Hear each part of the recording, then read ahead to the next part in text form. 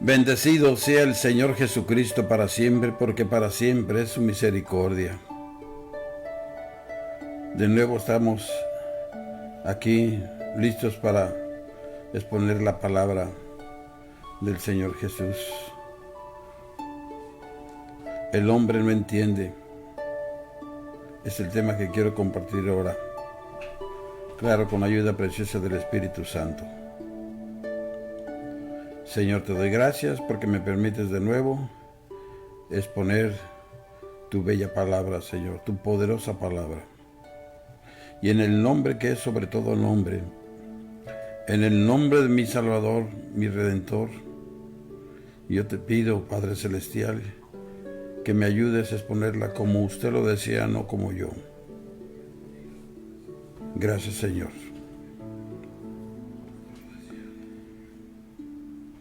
Ciertamente espíritu hay en el hombre, y el soplo del Omnipotente le hace que entienda. Job 32:8. El Espíritu de Dios me hizo, y el soplo del Omnipotente me dio vida. Job 33:4.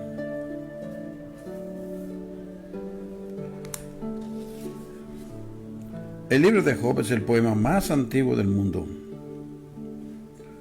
Ha llegado hasta nosotros procedente de un periodo que oscila entre los días de Abraham y el tiempo en que vivió Josué. Es un drama profundamente interesante que pone en claro algunos de los más importantes principios del gobierno divino y revela la manera como trata a Dios personalmente a su pueblo por medio del Espíritu Santo. Primeramente se presenta a Job en el escenario como un ejemplo de lo que debe ser una persona de carácter noble y recio. Un hombre que es la expresión del más elevado ideal del carácter humano. Después vemos cómo Dios lo sometió a prueba, haciéndole ver las profundidades de su vida interior y el pecado que está siempre oculto en todo corazón humano, hasta que finalmente aparece Job bajo los rayos reveladores de la luz del Espíritu Santo, presentando un espectáculo lastimoso, no solo por su enfermedad y padecimiento, sino porque trataba de justificarse, vindicarse y rebelarse contra el propio Dios. Pero si Dios sabe todas las cosas, yo me pregunto, ¿cómo podemos ocultar algo a un Dios omnisciente que todo lo sabe? Es mejor que se lo digamos. Y cuando lo decimos de corazón, inmediatamente el Señor no nos rechaza, nos perdona. ¿Y sabe usted por qué? Porque Él es un Dios de misericordia y bondadoso. Varias personas aparecen en el escenario, una tras otra, las que representan la sabiduría, el bienestar y la amistad del mundo. De hecho, estas personas representan todo lo que el mundo puede ofrecer para ayudarnos en nuestras horas de tribulación. Aparecen Elifaz, Bildad y Zofar, que probablemente representan respectivamente la sabiduría, las riquezas y los placeres mundanos, pero ninguno de ellos pudo dar a Job el consuelo, la enseñanza ni la disciplina que necesitaba. Finalmente, aparece en el escenario Eliú, y por primera vez Job recibe la ayuda y el mensaje de Dios. El propio nombre Eliú significa el hombre de Dios, y lo que este hombre dijo está de acuerdo con el lugar de donde provenía el mensaje que trajo. Contemplando a Eliú, lo vemos servirse como uno de los ejemplos más remotos de un hombre en el cual obra el Espíritu Santo. Primero, veamos lo que fue el hombre en sí. Luego consideraremos el mensaje que trajo. Enseguida, nos detendremos a ver la influencia que tuvo un mensaje sobre Job, personaje principal de todo el drama que se desarrolla en el libro de Job. Primeramente, él mismo dice que era joven. Yo soy joven, dice, y vosotros ancianos. Por tanto, he tenido miedo y he tenido que declararos mi opinión. Dios puede hablar a sus discípulos, por jóvenes que sean, y puede emplearles para que lleven su mensaje a otras personas. Mas, observar la modestia de Eliú. Este se sentía consciente de su juventud. Era retraído y tímido. Características son estas de las personas que realmente valen algo. Mientras más nos utiliza Dios, tanto más conscientes debemos ser de nuestra insuficiencia. Vemos además no solo la modestia de este joven, sino el respeto que tenía a los demás. Por eso pudo esperar hasta que aquellos mayores que él hubieran dicho lo que tenían que decir. El hecho de que estemos dotados del Espíritu Santo y que tengamos un mensaje que dar, no es razón para que no nos ensalcemos impetuosamente. El hombre lleno del Espíritu Santo siempre tendrá diferencia y consideración por los demás. Al hablar en las asambleas a que se refiere el Nuevo Testamento, el apóstol aconseja particularmente a que los participantes se prevengan contra ese peligro. Por eso dice, los espíritus de los profetas están sujetos a los profetas. 1 Corintios 14:32. Cuando Dios nos da un mensaje, puede esperar hasta que lo demos. Por eso, Eliú esperó hasta que los otros hubieran dicho lo que tenían que decir, y entonces habló. Y vemos que los resultados fueron muy buenos. Pero aunque Eliú es respetuoso y modesto, no deja por eso de ser franco e independiente de las opiniones de los demás. Y es osado y decidido cuando se trata de la obediencia a la voz de Dios, que él ha oído en las profundidades de su alma y dice, no haré ahora acepción de personas, ni usaré con nadie títulos lisonjeros, porque no sé hablar lisonjas. De otra manera, en breve mi hacedor me consumiría. Y eso lo vemos en Job 32, versículos 21 y 22. Así pues, el hombre espiritualmente libre es libre de qué dirán de los demás. No trata de imitar a nadie, sino que escucha directamente a la voz de Dios por medio de su palabra y por su espíritu. Muchos somos como los loros. Nos apropiamos de las opiniones y de las ideas de otras personas.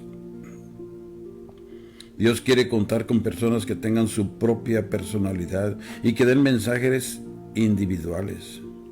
Él quiere que cada uno individualmente sea lleno del poder del Espíritu Santo y que sea Él quien le enseñe.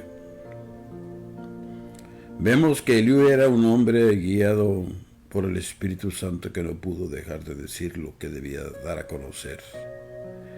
Él dice, porque lleno estoy de palabras, y me apremia el Espíritu dentro de mí. De cierto mi corazón está como el vino que no tiene respiradero, y se rompe como odres nuevos. Job 32, versículos 18 y 19.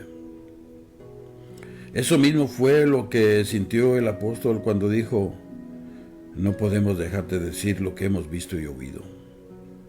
Hechos 4:20. Necesitamos ese poder volcánico que dé potencia a nuestra fuerza y nos obligue a dar el mensaje que Dios nos ha confiado. Otra de las cosas que vemos en Eliú son sus vivos deseos de glorificar a Dios.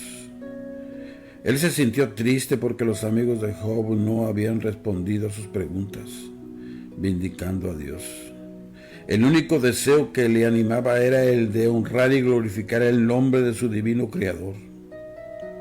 Esa es la clase de obreros que Dios quiere instruir y emplear siempre. El Espíritu Santo está a la espera de los hombres y mujeres de esa clase.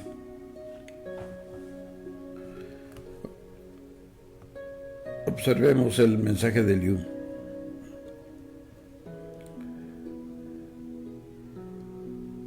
Este mensaje de Eliú es ciertamente admirable. Revela los más profundos principios del gobierno moral de Dios y se eleva a las más grandes alturas de la elocuencia inspirada. No hay ninguna discusión acerca del trato de Dios para con sus criaturas. Más profunda, de más alcance que esta, de la cual nos estamos ocupando.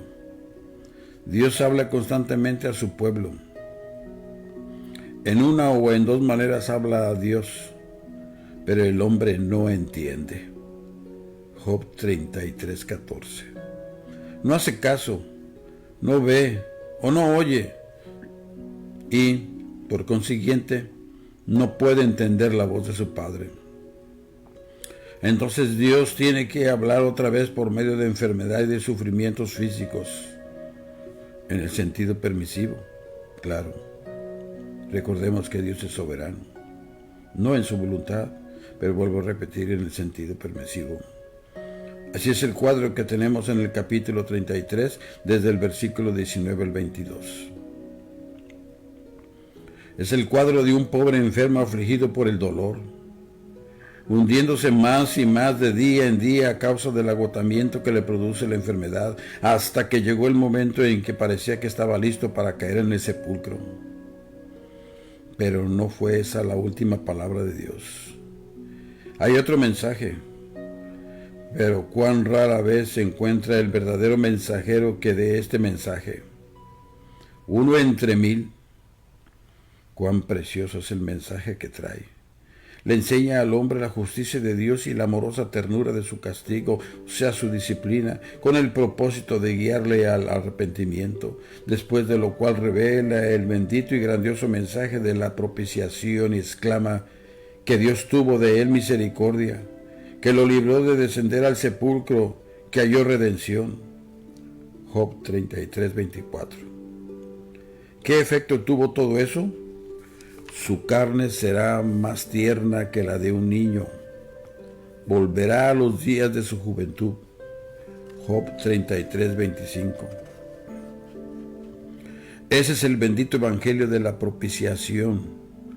Propiciación por las enfermedades y por el pecado. Ese es el bendito evangelio de la adquisición de la salud por medio de la fe y la oración, para adquirir la salud del cuerpo y del alma. Ese fue el propósito de Dios desde la antigüedad y aún continúa invariable. Esa es su voluntad para con todos aquellos que sencillamente quieren creer y recibir. Esa es la manera uniforme como Dios procede con sus criaturas. He aquí todas estas cosas hace Dios 2 y 3 veces con el hombre, para apartar su alma del sepulcro y para iluminarlo con la luz de los vivientes. Job 33, versículos 29 y 30. Los castigos de Dios son los zigzags, o sea, las disciplinas. Sí, esos son los zigzags de los rayos del firmamento, que caen sin que sepamos dónde ni cuándo. Pero en su trato inteligente e incomprensible el Padre nos hace comprender por qué nos aflige, por qué lo permite. Él mismo nos lo ha dicho en el Nuevo Testamento. Si, pues, nos examinásemos a nosotros mismos, no seríamos juzgados. Mas siendo juzgados, somos castigados por el Señor, para que no seamos condenados con el mundo. 1 Corintios 11, versículos 31 y 32. Eso es lo que persigue Dios en su trato con sus criaturas. Y ahora, gracias a Dios que somos sus hijos, lo que Él quiere es sacarnos de una posición incómoda y ponernos en condición tal que podamos hacer su sagrada voluntad. Y tan luego aprendemos la lección que quiere enseñarnos, Él se complace en aliviarnos de la presión que nos agobia y nos manifiesta claramente que contamos con su favor y bendición, tanto en lo que atañe a nuestra alma como a nuestro cuerpo. podemos encontrar algo que nos pruebe mejor la sabia, amplia y fiel revelación de la bondad y misericordia de Dios y de la manera amorosa y fiel de tratar a sus criaturas que lo que es el caso en el mensaje de Eliú, proclamando cosas de 3000 años ya. Después se aboca a dar un discurso más sublime, en lo que se refiere a toda la extensión de los cielos y de todo el campo de la naturaleza que nos revela, haciendo correr el velo del cielo y revelándonos la gloria de la majestad de Dios en todas sus obras. Finalmente, al llegar al cenit de su mensaje, Dios le interrumpe y cierra la cumbre de sus obras y pone fin a su magnífica oración con una grandiosa plática, con una grandiosa preparación, mientras estos hablan como habló con voz inconfundible. Ojalá que usted que me está escuchando haya oído la voz del Señor, y que desde el principio oiga la verdadera voz de Dios que le guíe y le dé nuevas fuerzas, como le sucedió a Job. Y gracias a Dios, como nos dice su palabra, y predicar mi palabra a toda criatura. Y ahora que hemos aceptado a Jesucristo como nuestro único y suficiente Salvador, ya no somos criaturas, somos hijos de Dios. Aleluya. Veamos el efecto de este mensaje. Eso nos trae el efecto que el mensaje tuvo sobre Job. Ese es el gran pensamiento central de todo el libro y del drama entero. Job nos ve como la figura central de lo que somos. Representa lo mejor del hombre, así como Eliú, al final, nos hace ver lo mejor de Dios. Vemos en Job al hombre recto, al hombre mejor de su tiempo, la mejor clase de hombre que puede producir la gracia divina, hasta que muere su propia personalidad y entra a gozar de la comunión de Dios. El primer cuadro es favorable a Job, tanto a él como a todos los demás. Parece estar bien hasta que Dios derrama sobre él su luz reveladora y quirúrgica. Entonces todo se derrumba y aparece tal cual es, con todas las debilidades e indignidades de nuestra perdida humanidad. Lo peor que vemos en Job es al propio Job. Dios no quiso convencerle de ningún pecado atroz, sino de sus propias flaquezas, de su propia falta de rectitud y del erróneo concepto que tenía de su propio valer.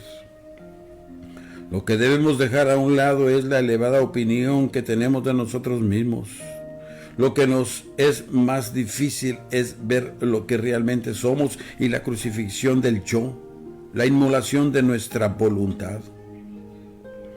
Antes de llegar a reconocer eso, tenemos que pasar por muchos incidentes dolorosos y por muchas humillaciones. Por eso vemos que Job, bajo los destellos de la luz reveladora de Dios, aparece tal cual es, demostrando su incredulidad, tratando de vindicarse a sí mismo y culpando a Dios por su inmerecida aflicción. Sus varios amigos van apareciendo de uno en el escenario. Estos representaban el saber, las riquezas y los placeres mundanos.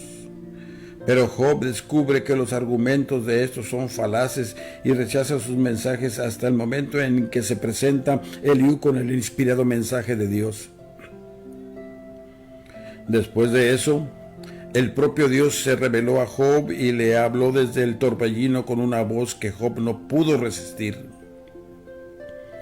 Ante la luz de Dios, Job pudo ver su propia indignidad y cayendo postrado a los pies de Dios exclama: de oídas te había oído, mas ahora mis ojos te ven.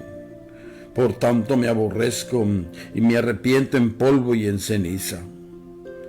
Job 42, versículos 5 y 6.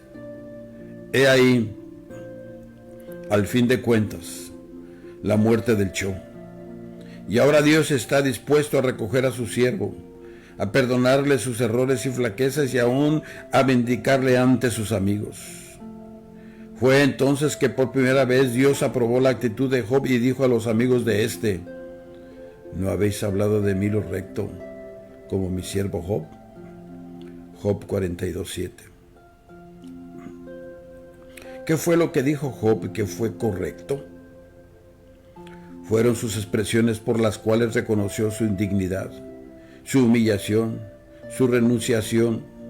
Job había llegado a su fin y por consiguiente Dios podía comenzar a obrar.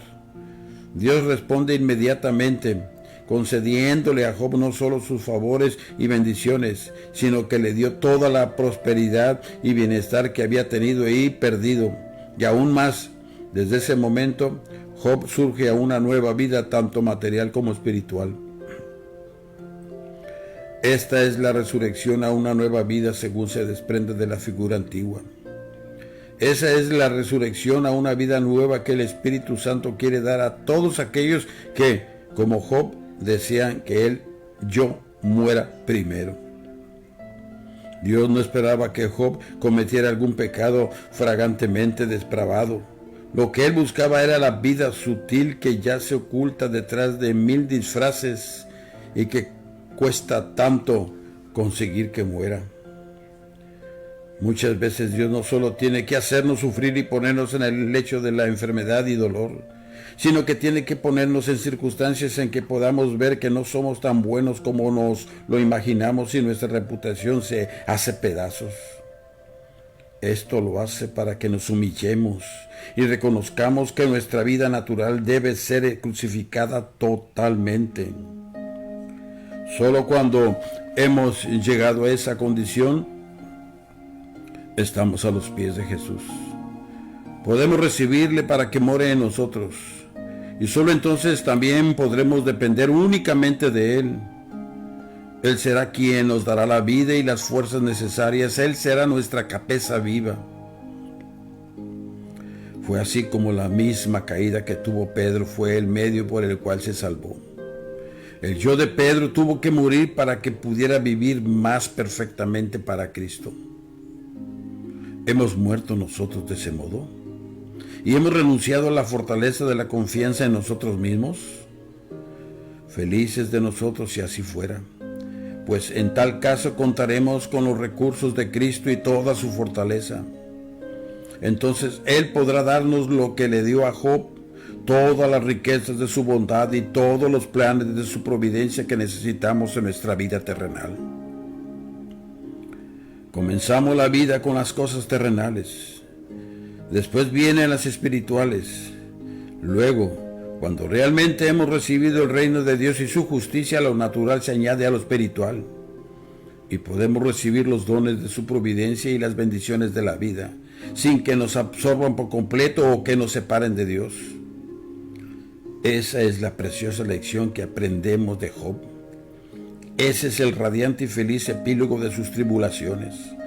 Esa es la madurez de la semilla de la muerte y del dolor. Esa es la bendita aflicción de todas sus penas. Es un pequeño símbolo de la resurrección a aquella vida que nos revela el Nuevo Testamento. El Espíritu Santo está a la espera para conducirnos a la senda de la vida por las puertas de la muerte. Esa es la historia de Job. Esa es la historia de Jesús. Esa es la historia de toda verdadera vida. Si el grano de trigo no cae en la tierra y muere, queda solo. Pero si muriere, lleva mucho fruto. Juan 12, 24. Dios nos ayuda a morir. No temamos el dolor, el sacrificio ni la entrega que tengamos que hacer de nosotros mismos. Aunque ande en valle de sombra de muerte, no temeré mal alguno, porque tú estarás conmigo. Salmo 23, 4. Y una vez que estemos al otro lado, diremos: unges mi cabeza con aceite, mi copa está rebosando. Ciertamente el bien y la misericordia me seguirán todos los días de mi vida, y en la casa de Jehová moraré por largos días. Bendito sea el nombre de nuestro Señor Jesucristo. Sigamos confiando en el Señor de señores y Rey de reyes. Él es el Shaddai, el Dios Todopoderoso. Él es el que nos ha dado vida y vida en abundancia y vida eterna. Y gracias le doy a usted por permitirme entrar a su hogar por este medio. Pero más gracias le doy al precioso Espíritu Santo que me ayuda a exponer su palabra. Y yo le sigo pidiendo sus oraciones. Y también le pido que comparta este mensaje. ¿Y sabe usted para qué? Para la honra y gloria de Dios. Para que el Evangelio siga difundiéndose por las diferentes plataformas, las redes, ya sea por el Facebook, el YouTube, etc. ¿Y sabe usted por qué? Porque así estará colaborando para que más personas escuchen la palabra de Dios y tengan ese privilegio que usted y su servidor han tenido. ¿Y sabe para qué? Para que llegue a los pies de nuestro Señor Jesucristo. Eso sí le pido. Le sigo pidiendo sus oraciones por este su servidor, el cual se despide deseándoles que lo siga guardando nuestro Señor Jesucristo. Su hermano y amigo, el pastor Carlos Parga. Gracias.